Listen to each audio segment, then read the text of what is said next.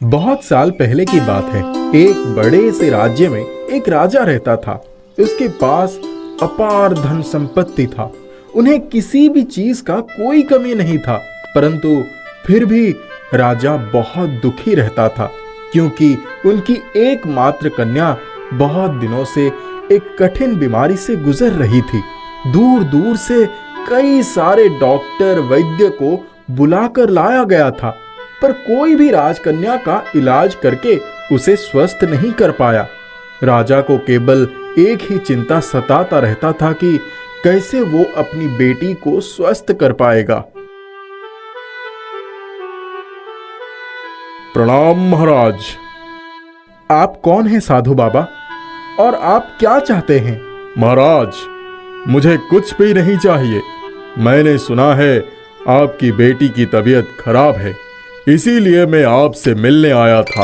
आपकी बेटी को स्वस्थ करने के लिए मेरे पास एक उपाय है, और वो ये है कि राजकन्या को एक नींबू खिला दिया जाए। अरे मंत्रीवर, ये तो मैं अजीब मुश्किल में पड़ गया। साधु बाबा तो नींबू खिलाने के लिए कहकर चले गए, परंतु उन्होंने तो बताया नहीं कि कहाँ का नींबू, वो नींबू किसके वृक्ष का होगा और मुझे मिलेगा कहाँ से? क्या तुम लोगों को कुछ पता है? नहीं महाराज, हम लोगों को इन सब के बारे में कुछ भी नहीं पता। अगर तुम्हें इतना भी नहीं मालूम तो मंत्री किस लिए बने हो? मुझे कुछ नहीं पता। जैसे भी हो, तुम्हें कुछ व्यवस्था करना ही होगा। अगर 3 दिनों के अंदर तुम कोई खबर ढूंढ कर नहीं लाते हो तो मैं तुम्हें मंत्री पद से निकाल दूंगा। क्षमा करें महाराज, मैं आज ही सारे गांव में ढोल बजाकर ये खबर करता हूँ और कुछ पता लगाता हूँ। ठीक है, जाकर वही करो, और ये भी कहना कि जिसके वृक्ष की नींबू खाने से मेरी कन्या स्वस्थ होगी, मैं उसी के साथ मेरी कन्या की विवाह करवा दूंगा, और साथ ही उस व्यक्ति को इस राज्य का कुछ अंश भी प्राप्त होगा। जाओ, जल्दी से जाकर ये खबर सबको दे दो। यहाँ खड़ा होकर देर मत करो। जो आज्ञा महाराज, मैं अभी जाता हूँ। सुनो सज्जनों, सुनो ये बातें। बनेगा महाराज का जमाई, राजा वो ही माने। बीमारी होगी हवा, नींबू खाकर जिसके, स्वस्थ होगी राजकुमारी जब सदा के लिए।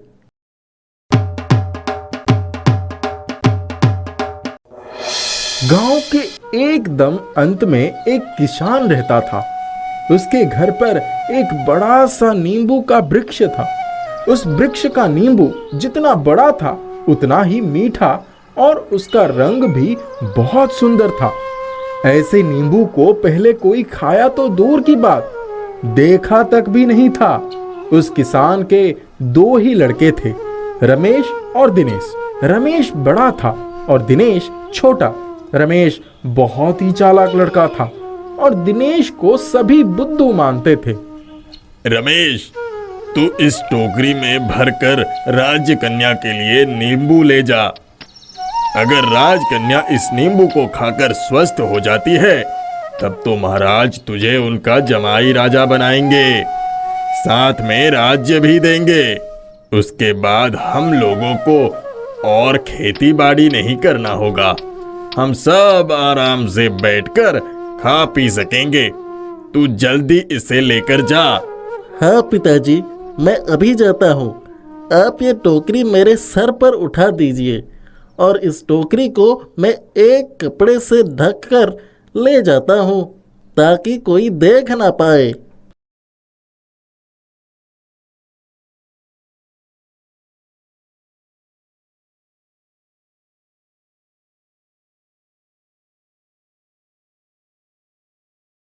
बेटा, तुम्हारे टोकरी में क्या है? तुम क्या ले जा रहे हो? इस टोकरी में रुको, मैं थोड़ा सोच कर बताता हूँ। इस टोकरी में तो मेंढक है बाबा जी। मेंढक? ठीक है, वो ही सही। ये कहकर साधु चला जाता है।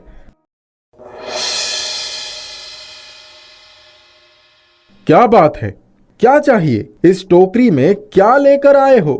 इस टोकरी में नींबू है, जिसे खाने से ही आपकी कन्या स्वस्थ हो जाएगी। ये तो बहुत ही अच्छा है। ठीक है, निकालो नींबू अपनी टोकरी से। महाराज, अगर राजकन्या इस नींबू को खाकर स्वस्थ हो जाती है, तब तो आप मेरे साथ उसकी... हाँ, जरूर करवा देंगे, पर पहले तुम अपनी टोकरी से नींबू निकालकर राजकन्या को खिलाओ तो सही। पहले वो स्वस्थ तो हो जाए। परंतु अगर स्वस्थ नहीं हुई तो फिर तुम भी लकड़ी से पिटाई खाने के लिए तैयार रहना। बाप रे, ये क्या है? ये सब क्या ले आए हो? ये तो सब मेरे शरीर पर चढ़कर उछल कूद कर रहे हैं। कोई जल्दी से लड़के को पकड़ो और रस्सी से बांधकर खूब पिटाई करो। ध्यान रखना कि कहीं भाग ना जाए। महाराज से मजाक करने का फल अब इसे समझ में आएगा। जमकर इसकी पिटाई करना। महाराज, मुझे मत मारिए। मैं सच में इस टोकरी में नींबू भरकर लाया था, परंतु वो सब नींबू मेंढक में कैसे बदल गए मुझे नहीं पता। तू फिर से झूठ बोल रहा है। क्या नींबू कभी मेंढक बन सकता है? तू अभी तक यहाँ खड़ा है, तुरंत यहाँ से निकल जा। रमेश महाराज को वही लकड़ी से मार खाकर दुखी होकर घर चला आता है। घर जाकर पिताजी को सारी बातें कह सुनाता है। अरे, ये क्या बोल रहा है?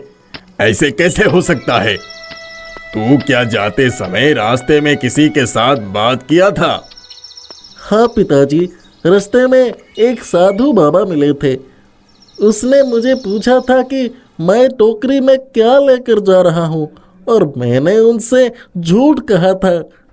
ओह, अभी मुझे बात समझ में आया। तुझे क्या इतना सा भी अकल नहीं है कि कोई अच्छे काम के लिए जाते समय कभी झूठ नहीं कहना चाहिए? एक काम भी तुझसे नहीं होता। ठीक है, जो हुआ सो हुआ। ये मौका मैं अपने हाथों से गंवाना नहीं चाहता। कल सुबह मैं दिनेश को नींबू के साथ महाराज के पास भेज दूंगा। मैं जाकर सब तैयारी करता हूं।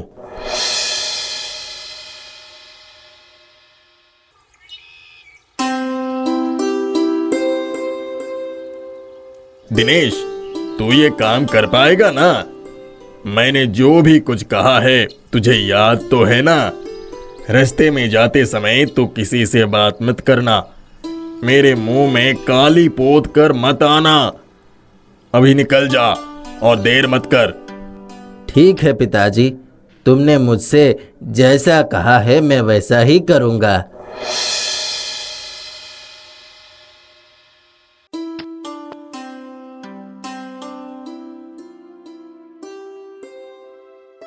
बेटा, तुम्हारे इस टोकरी में क्या है? क्या ले जा रहे हो?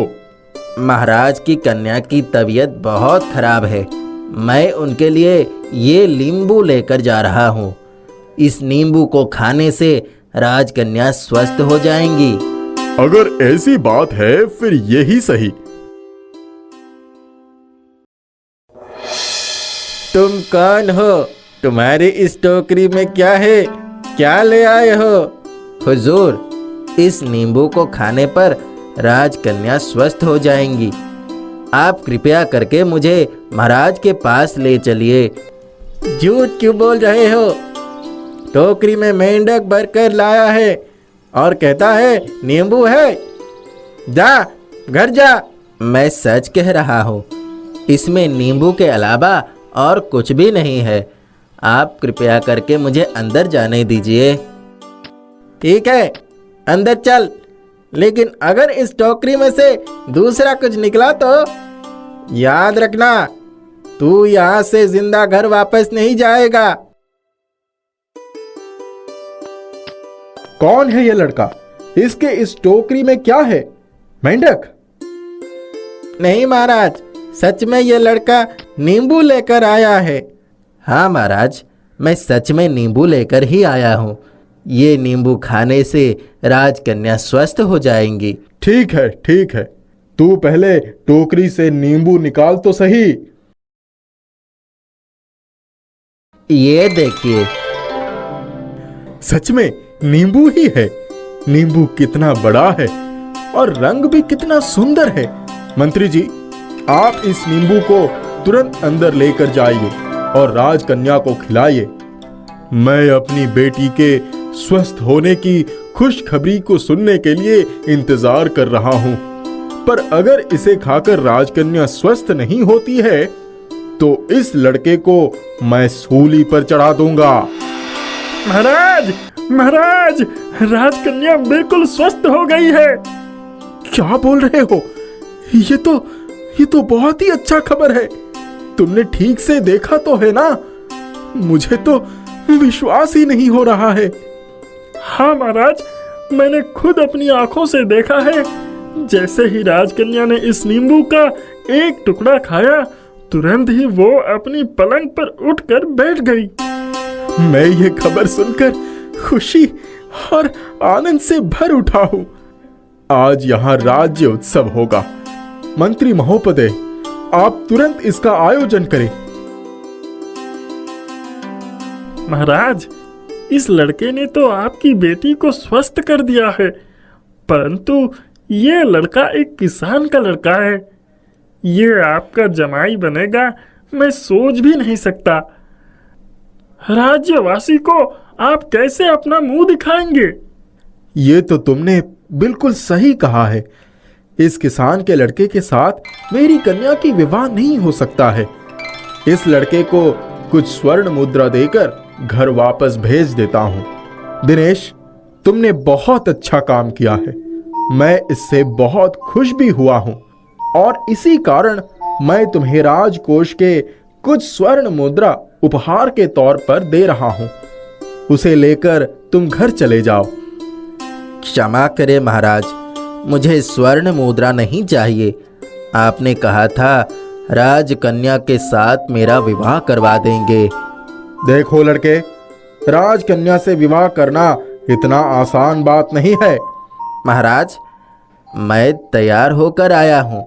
अगर आप राजकन्या से मेरी विवाह नहीं करवाएंगे तो मैं यहाँ से हिलूंगा भी नहीं। इस लड़के को मैं एक ऐसा कार्य सौंपता हूँ जो ये नहीं कर पाएगा। एक उपाय है। अगर तुम मेरा एक कार्य कर दोगे तो मैं अपनी बेटी का विवाह तुम्हारे साथ कर दूंगा। महाराज, क्या कार्य करना है? मैं सब काम करने के लिए तैयार हूँ। 7 समुंदर पार घगासुर नामक एक राक्षस रहता है।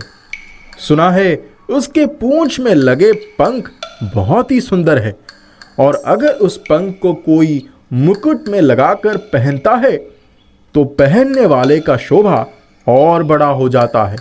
इसीलिए तुम्हें मेरे लिए उसके पूंछ से एक पंख लाकर देना होगा।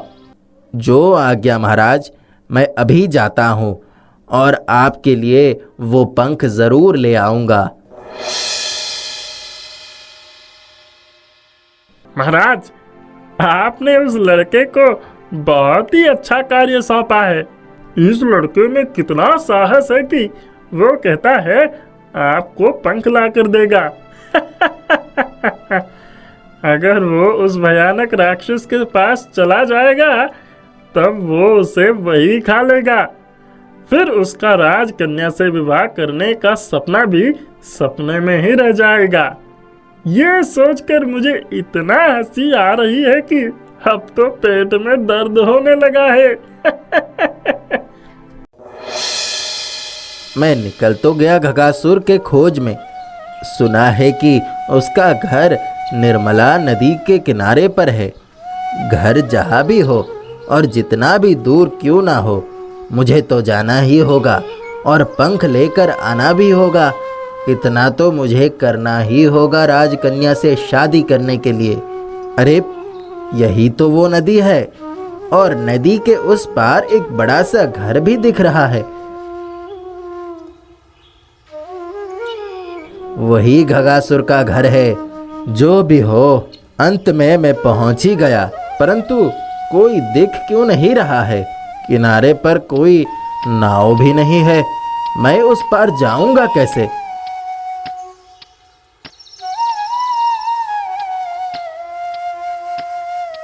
थोड़ा आगे जाकर देखता हूँ, शायद कोई दिख जाए।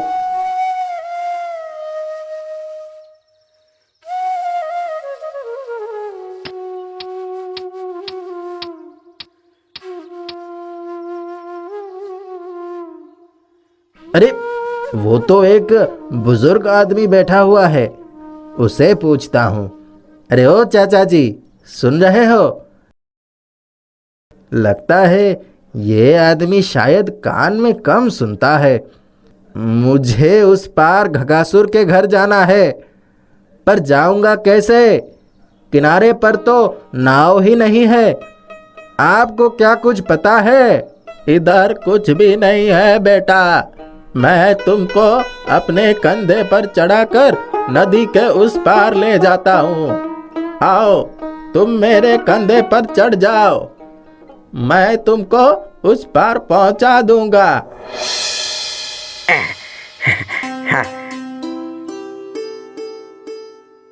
आप क्या सभी को कंधे पर चढ़ाकर नदी पार करवा देते हैं?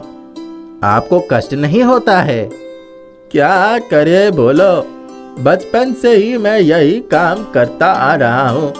खाना पीना छोड़कर दिन रात सिर्फ मनुष्य को नदी पार करवाता रहता हूँ।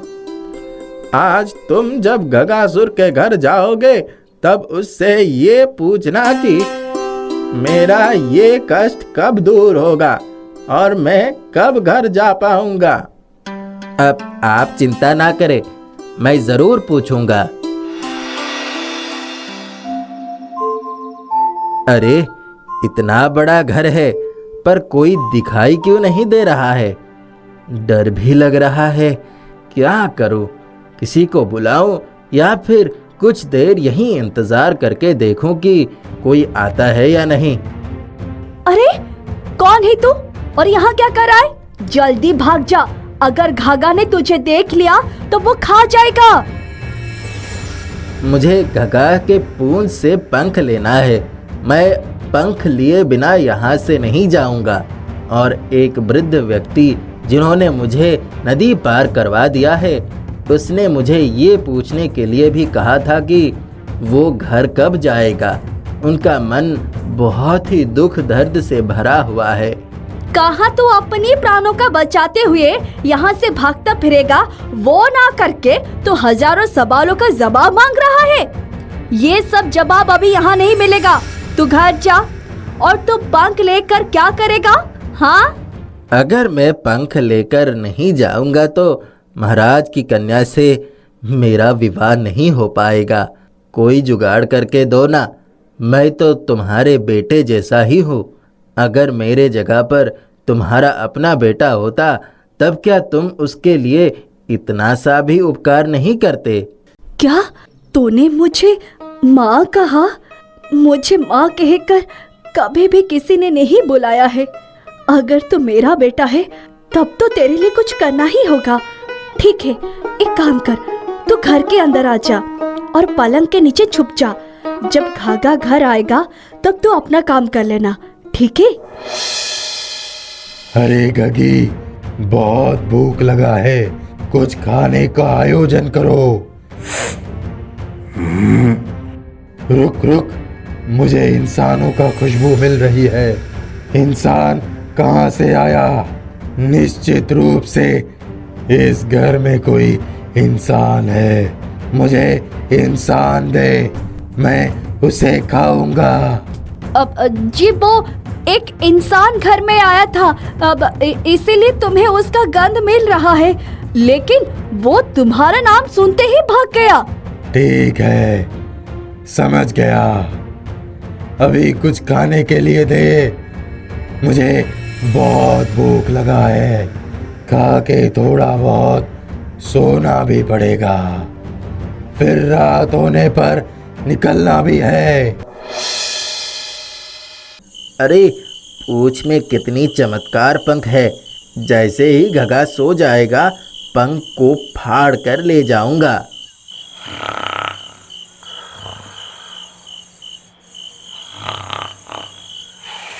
अरे ये तो घगा सो गया। खर्राटे मारने का आवाज सुनाई दे रहा है। मैं अभी तुरंत पूंछ से पंख फाड़ लेता हूँ। मिल गया पंख। कौन मेरा पूंछ पकड़ कर खींचा? फिर मुझे वही इंसान वाला गंध मिल रहा है। अरे बाप रे, मैं तो मर गया।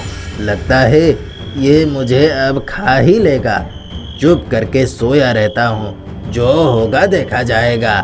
नहीं जी, अब अभी और कौन आएगा? तुम्हारा पूंछ कितना लंबा है, कहीं अटक गया होगा, इसीलिए तुम्हें ऐसा लग रहा है। और मैंने तो तुमसे कहा कि इंसान आया था, उसी का गंध तुम्हें मिल रहा है। वो कह रहा था कि कौन एक बुरा व्यक्ति कंधे पर इंसान को चढ़ाकर नदी पार करवाता है, क्या वो कभी घर नहीं जाएगा? उसके साथ में ये भी कहा कि उस बुरे व्यक्ति का मन बहुत दुख कष्ट से भरा हुआ है।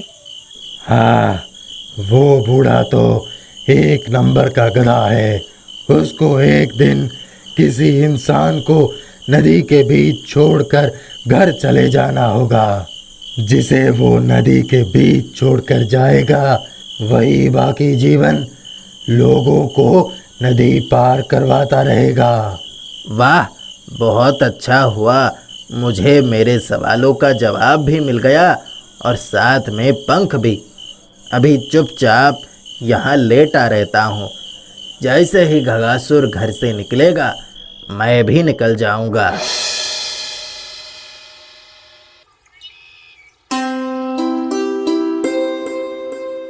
सुबह जैसे ही घगा घर से निकल गया, दिनेश भी घर से निकलने के लिए तैयार होने लगा। घगी ने उसे बहुत सारे रुपए पैसे दिए। दिनेश घगा के घर से निकलकर अपने घर की तरफ जाने लगा। चलते चलते नदी के किनारे उसका मुलाकात वही बूढ़े व्यक्ति से हुआ।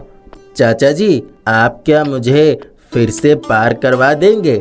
हाँ, बिल्कुल पार करवा देंगे। तुमने घग्गा से पूछा था कि मेरा दुख कष्ट का अंत कैसे हो पाएगा? हाँ, किया था। उन्होंने इसका एक उपाय भी बता दिया है। अरे, उसने क्या कहा है, मुझे बोलो। पहले आप मुझे नदी के उस पार पहुंचा दीजिए, फिर मैं आपको बताऊंगा।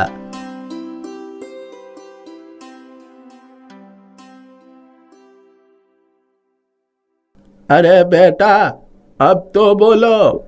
घगा ने कहा है कि इसके बाद जब आप किसी को नदी पार करवाएंगे तो उसे नदी के बीच छोड़कर घर चले जाइएगा। फिर उसके बाद से वही व्यक्ति आपकी तरह लोगों को नदी पार करवाता रहेगा। ठीक है बेटा, तुमने मेरा बहुत उपकार किया है। तुम अभी जाओ, तुम्हारा भला हो। पता नहीं मुझे ये बुद्धि इतने दिनों से क्यों नहीं आया। इसके बाद राजा अपनी बेटी का विवाह दिनेश के साथ बड़े ही धूमधाम से करवा दिए। दिनेश इतना पैसा लेकर आया था कि उन लोग बड़े ही सुख शांति में रहने लगे थे।